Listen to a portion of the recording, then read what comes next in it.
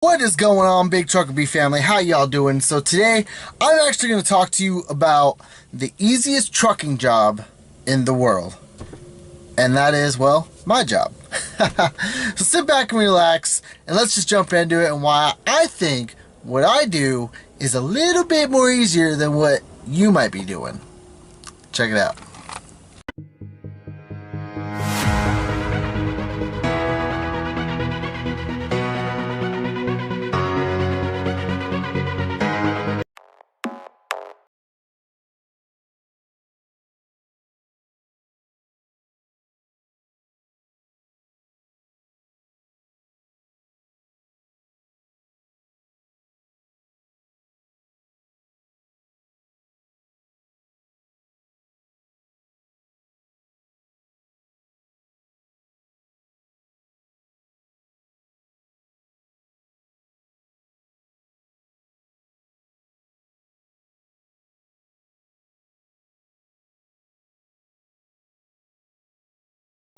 So yes, I have a very important job.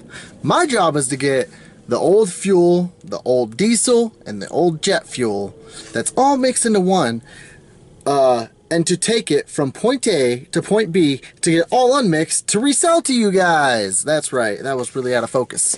So what is it called, this other product that I haul? Well, it's called Transmix. Transmix is literally what I explained to you. Each type of fuel that travels from point A to point B goes through a pipeline. So, an example, El Paso, Texas has a plant.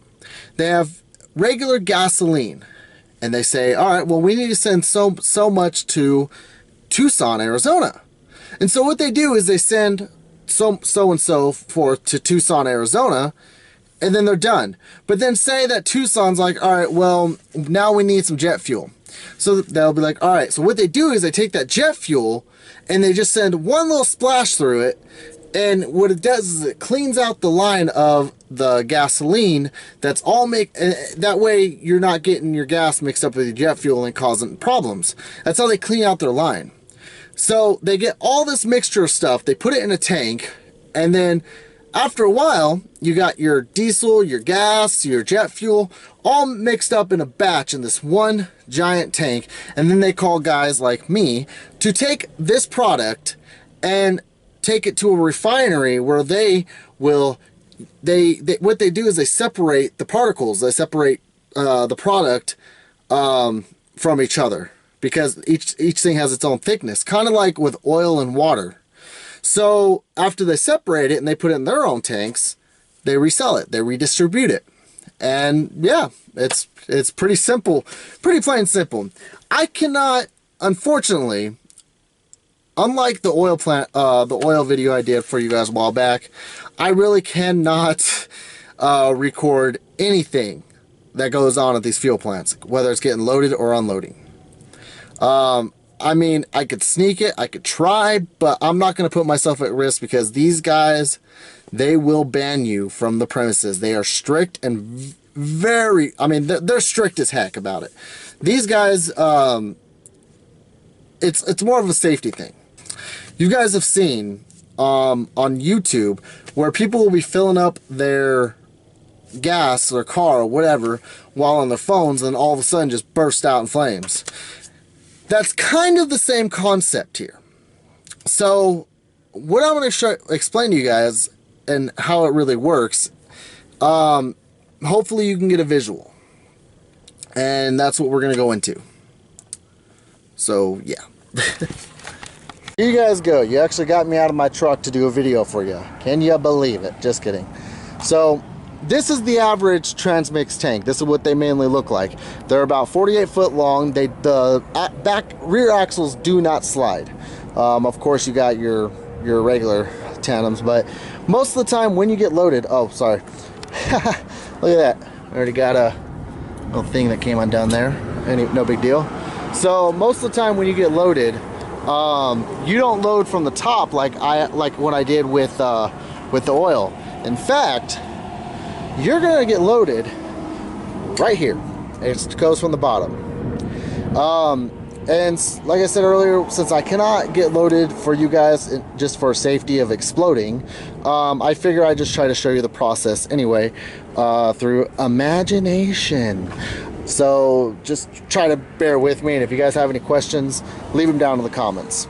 Alright, so the first thing you do when you pull in, you got what's called a ground wire, or the pigtail. It's like another pigtail that you hook up to. Pretty much it grounds your trailer and prevents any type of static electricity forming. This one right here is for when you get unloaded. They have a different grounding system that you just kind of clip on there, but this one, if you do not have it clipped on there right, you will not be able to get loaded whatsoever. Alright, so we're going to skip this right now because this was step 1 when you get loaded. Step 2, you got your vaporizer. Now what the vaporizer is when you're filling this thing up, what can happen is all the air starts going in and it starts to kind of build pressure, and you need to release that pressure, and that's what goes here. They have what's called vapor locks, or it's a vapor hose that you put on, and all the air, all the fumes, like the gas fumes, jet fuel fumes, diesel fumes, all three are mixed up practically. What they're going to do is they're going to slide, and all the air is just going to go into another hose that goes into the plant that gets evaporated somewhere else. And not last but not least, for the loading process, you take off this giant cap here.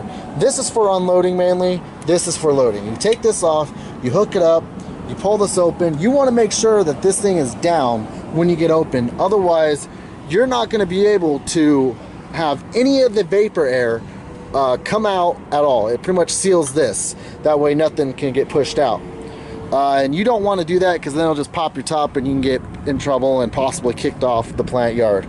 So while you're getting fuel loaded, our company policy every time we get loaded is 8,000 gallons. That leaves me around roughly, I want to say